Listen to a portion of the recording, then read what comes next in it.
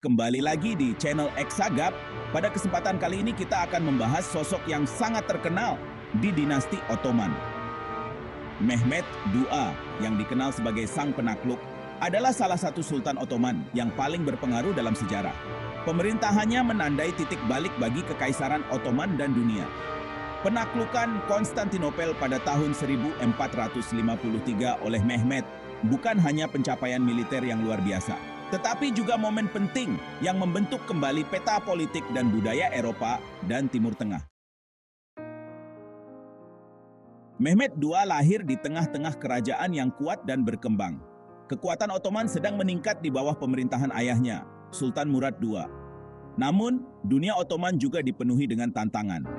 Ancaman dari kekuatan Kristen di Eropa dan persaingan internal di dalam kekaisaran itu sendiri menuntut pemimpin yang cakap dan visioner. Sejak usia dini, Mehmet dipersiapkan untuk tanggung jawab kepemimpinan. Dia menerima pendidikan komprehensif yang dirancang untuk mengembangkan kecerdasan, karakter, dan keterampilan kepemimpinannya. Tutor terbaik di kerajaan mengajarinya sejarah, agama, filsafat, militer, dan seni.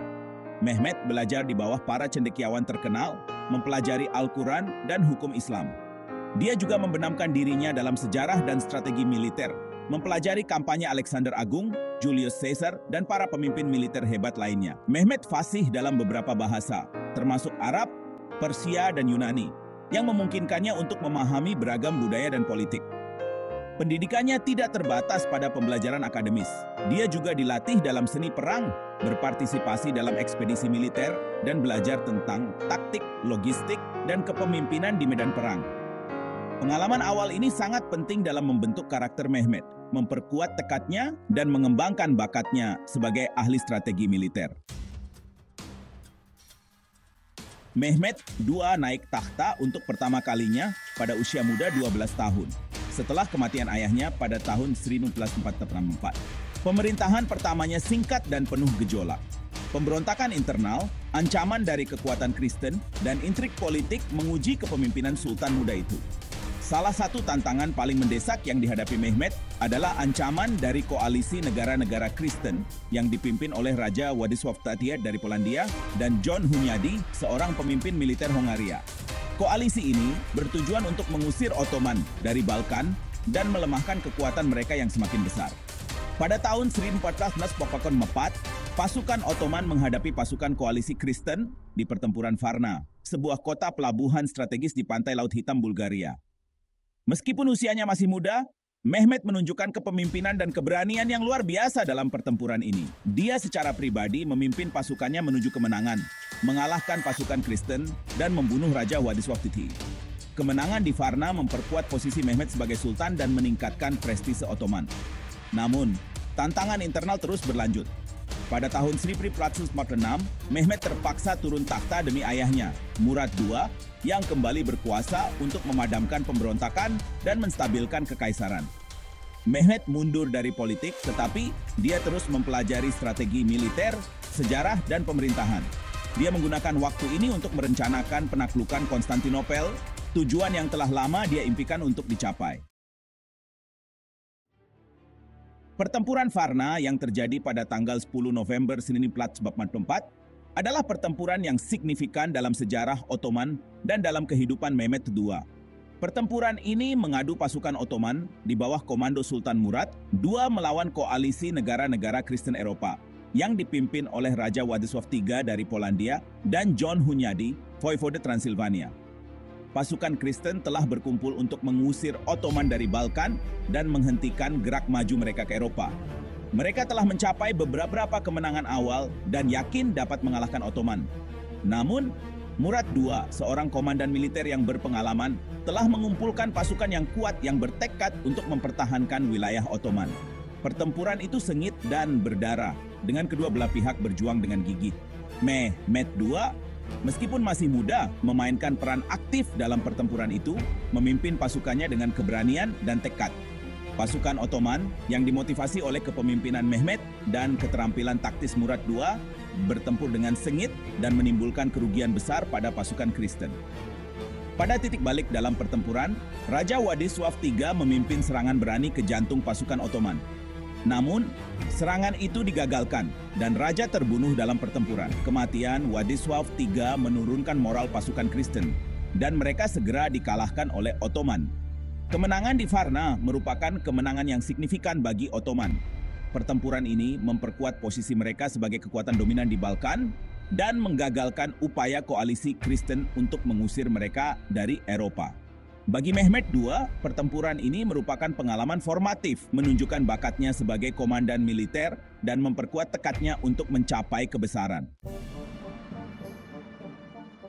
Setelah kematian ayahnya pada tahun 1451, Mehmed II naik takhta untuk kedua kalinya, sekarang dengan tekad bulat untuk menaklukkan Konstantinopel. Kota kuno itu, ibu kota Kekaisaran Romawi Timur, telah lama menjadi tujuan yang didambakan oleh para pendahulunya. Lokasi strategisnya di persimpangan Eropa dan Asia dan kekayaan budayanya menjadikannya hadiah yang tak ternilai.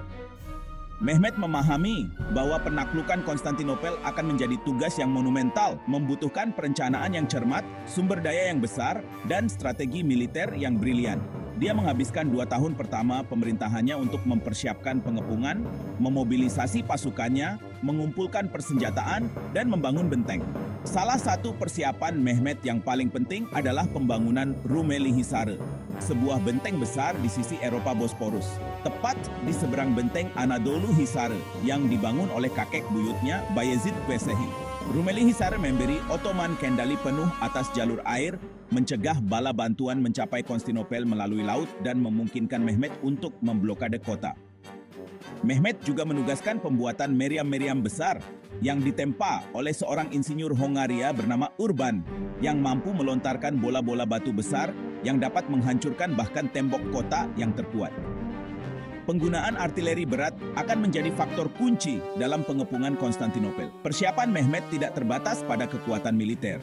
Dia juga menggunakan diplomasi untuk mengisolasi Konstantinopel, mengamankan netralitas kekuatan regional, dan mencegah pembentukan koalisi Kristen untuk membantu kota. Pada bulan April 1453, pasukan Ottoman yang dipimpin oleh Mehmed II tiba di luar tembok Konstantinopel, memulai salah satu pengepungan paling terkenal dalam sejarah. Kota itu, yang dipertahankan oleh pasukan Bizantium di bawah komando Kaisar Konstantin XI Palaiologos, bersiap untuk serangan itu. Tembok Konstantinopel yang tangguh, yang telah menahan banyak pengepungan selama berabad-abad, tampak tak tertembus. Pengepungan itu berlangsung selama 53 hari, dengan kedua belah pihak terlibat dalam pertempuran yang sengit dan tanpa henti. Pasukan Ottoman membombardir tembok kota dengan meriam-meriam raksasa mereka, secara bertahap melemahkan pertahanan Konstantinopel. Mereka juga melancarkan serangan darat dan laut, berusaha untuk menembus tembok kota. Pasukan Bizantium, meskipun kalah jumlah dan persenjataan, bertempur dengan gigih, memukul mundur banyak serangan Ottoman. Mereka menggunakan berbagai taktik defensif, termasuk api Yunani, senjata pembakar yang sangat efektif terhadap kapal, dan serangan mendadak untuk mengganggu operasi pengepungan Ottoman. Namun, tekad Ottoman, persenjataan yang unggul, dan kepemimpinan Mehmed II yang inspiratif terbukti luar biasa. Pada tanggal 29 Mei 1453, pasukan Ottoman melancarkan serangan terakhir, menerobos tembok yang rusak dan menyerbu kota. Konstantinopel, yang telah menjadi pusat dunia Kristen Timur selama lebih dari 1000 tahun, jatuh ke tangan Ottoman. Kejatuhan Konstantinopel menandai momen penting dalam sejarah dunia, menandakan berakhirnya Kekaisaran Romawi Timur dan kebangkitan Kekaisaran Ottoman sebagai kekuatan utama di Eropa Tenggara dan Mediterania Timur. Penaklukan Konstantinopel yang sukses merupakan bukti strategi militer Mehmed II yang brilian dan kepemimpinan yang inspiratif.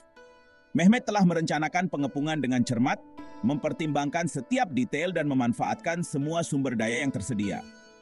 Salah satu keputusan strategisnya yang paling penting adalah pembangunan Rumeli Hisar, benteng yang memberinya kendali atas Bosporus dan memungkinkannya untuk memblokade Konstantinopel. Benteng ini efektif dalam mencegah bala bantuan mencapai kota melalui laut, faktor kunci dalam keberhasilan pengepungan. Mehmed juga menyadari pentingnya artileri dalam peperangan modern. Dia menugaskan pembuatan meriam-meriam raksasa yang belum pernah terjadi sebelumnya dalam peperangan, yang mampu menghancurkan bahkan tembok kota yang terkuat. Penggunaan artileri berat memberikan keuntungan yang menentukan bagi Ottoman, secara bertahap melemahkan pertahanan Konstantinopel dan membuka jalan bagi serangan terakhir. Terlepas dari perencanaan strategisnya, Mehmet juga menunjukkan kepemimpinan yang luar biasa selama pengepungan. Dia secara pribadi memimpin pasukannya, menginspirasi mereka dengan keberanian dan tekadnya. Mehmet selalu hadir di garis depan, meningkatkan moral pasukannya dan mengawasi operasi pengepungan. Kehadirannya yang menginspirasi, meningkatkan moral pasukan Ottoman, dan berkontribusi pada kemenangan akhir mereka. Kepemimpinan Mehmet melampaui medan perang.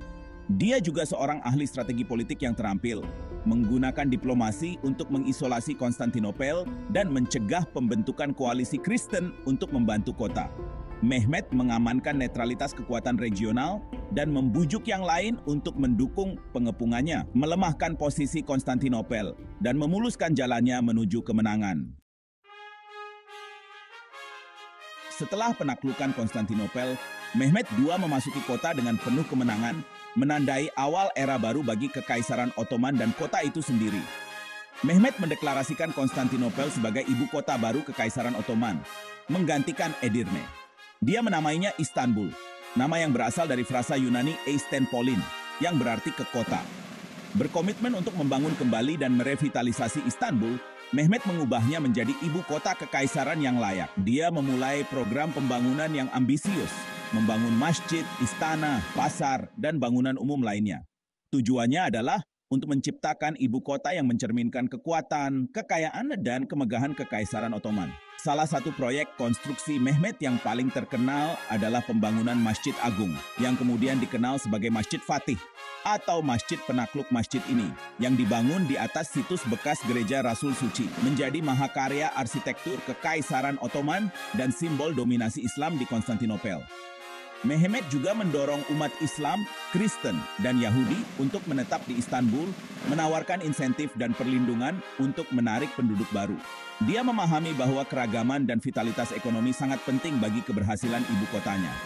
Kebijakan Mehmet mengubah Istanbul menjadi kota kosmopolitan yang berkembang pesat, pusat perdagangan, budaya, dan pembelajaran. Transformasi Konstantinopel menjadi Istanbul merupakan bukti visi strategis dan ambisi Mehmet II untuk membangun kerajaan yang kuat dan berbudaya. Di bawah pemerintahannya, Istanbul tumbuh menjadi salah satu kota paling signifikan di dunia, neksus budaya, komersial, dan diplomatik yang menghubungkan timur dan barat. Setelah penaklukan Konstantinopel, Mehmet II memfokuskan upayanya untuk mengkonsolidasikan kekuasaan dan mereformasi administrasi Kekaisaran Ottoman. Dia memahami bahwa untuk mempertahankan wilayahnya yang luas dan beragam, dia perlu membangun sistem pemerintahan yang efisien dan terpusat. Mehmet memperkuat kekuasaan sultan, memusatkan otoritas di tangannya sendiri, dan mengurangi pengaruh bangsawan tradisional dan elit militer. Dia membentuk pasukan pribadi baru, Korps Janissary, yang terdiri dari budak Kristen yang masuk Islam dan dilatih untuk menjadi tentara yang setia dan disiplin. Korps Janissary menjadi tulang punggung militer Ottoman dan memainkan peran penting dalam ekspansi kekaisaran. Mehmet juga mereformasi sistem hukum Ottoman, memperkenalkan kode hukum baru yang dikenal sebagai Kanunname. Kode ini berdasarkan hukum Islam dan tradisi Ottoman dirancang untuk menyediakan sistem peradilan yang seragam dan efisien di seluruh kekaisaran. Kanunname membahas berbagai masalah, termasuk hukum pidana, hukum perdata, dan hukum komersial, dan membantu membangun tatanan sosial yang lebih stabil dan adil. Selain reformasi militer dan hukum, Mehmet mempromosikan seni, sains, dan budaya. Dia mengundang para sarjana, seniman, dan pengrajin dari seluruh dunia Muslim ke Istanbul, menciptakan lingkungan intelektual dan budaya yang dinamis. Mehmet mendukung pembangunan perpustakaan, observatorium, dan rumah sakit, mendorong kemajuan pengetahuan dan kesejahteraan rakyatnya. Reformasi Mehmet II meletakkan dasar bagi kerajaan yang kuat dan terpusat. Kebijakannya mengubah Ottoman dari Kesultanan Abad Pertengahan menjadi negara modern awal dengan pemerintahan yang efisien, militer yang kuat, dan masyarakat yang berkembang pesat. Penaklukan Konstantinopel hanyalah awal dari ekspansi militer Mehmet II yang ambisius. Dia terus memimpin serangkaian kampanye militer, memperluas kendali teritorial Ottoman di Balkan, Anatolia, dan Mediterania Timur. Mehmet menaklukkan Serbia, Bosnia, dan Albania, memperluas kendali Ottoman atas Balkan. Dia juga merebut kerajaan Trebizond di Anatolia Timur Laut, menghilangkan sisa-sisa terakhir Kekaisaran Bizantium. Di Mediterania Timur, Mehmet menaklukkan pulau-pulau penting seperti Lesbos, Chios, dan Rhodes, memperkuat kendali Ottoman atas rute laut dan mengamankan wilayah mereka dari kekuatan maritim Kristen. Ekspansi Mehmet tidak terbatas pada penaklukan militer. Dia juga menggunakan diplomasi dan aliansi strategis untuk memperluas pengaruh Ottoman. Mehmet menjalin hubungan dengan berbagai negara Muslim dan Kristen, mengamankan dukungan mereka dan mengisolasi musuh-musuhnya. Dia juga memanfaatkan kekuatan ekonominya, mengendalikan rute perdagangan utama, dan membangun hubungan perdagangan yang menguntungkan dengan negara-negara tetangga. Ekspansi Ottoman di bawah Mehmet II mengubah peta politik Eropa dan Timur Tengah.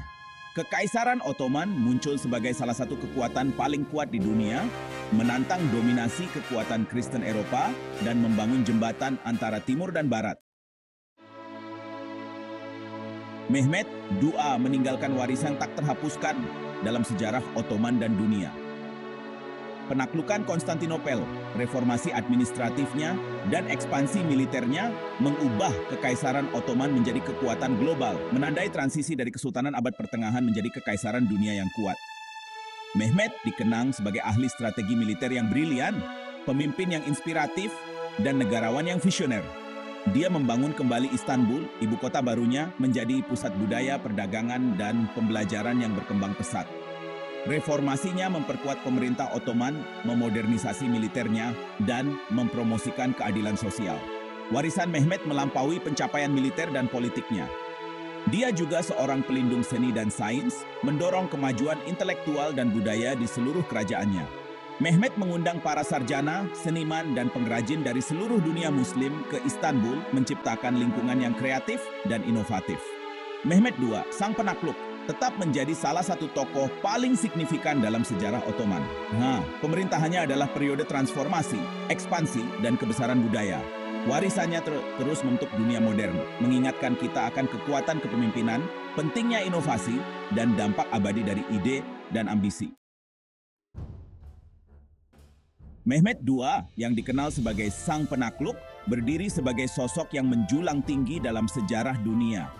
Pemerintahannya menandai titik balik bagi Kekaisaran Ottoman, mengubahnya menjadi kekuatan global yang akan membentuk jalannya sejarah di Eropa dan Timur Tengah selama berabad-abad yang akan datang.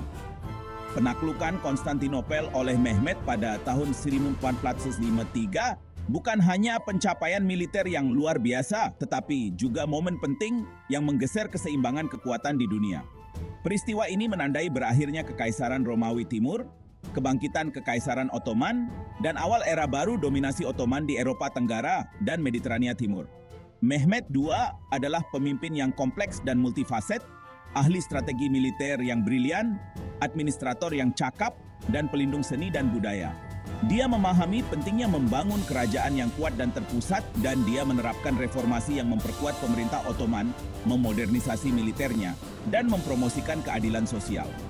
Warisan Mehmet melampaui pencapaian militer dan politiknya. Dia mengubah Istanbul menjadi ibu kota kekaisaran yang ramai, pusat perdagangan, budaya, dan pembelajaran yang menghubungkan timur dan barat. Dia juga mendorong kemajuan intelektual dan budaya, mengundang para sarjana, seniman, dan pengrajin dari seluruh dunia Muslim ke istananya. Mehmet II, sang penakluk, tetap menjadi tokoh yang menarik dan berpengaruh, yang kisahnya terus memikat dan menginspirasi kita. Kehidupan dan pencapaiannya mengingatkan kita akan kekuatan kepemimpinan, pentingnya inovasi, dan dampak abadi dari ide dan ambisi. Mehmet II adalah seorang penakluk yang mengubah dunia, dan warisannya terus membentuk dunia modern kita. Itulah kisah singkat tentang kehidupan dan pencapaian Mehmet II, sang penakluk. Jangan lupa untuk like, share, dan subscribe untuk konten sejarah menarik lainnya. Terima kasih telah menonton, dan sampai jumpa di video berikutnya.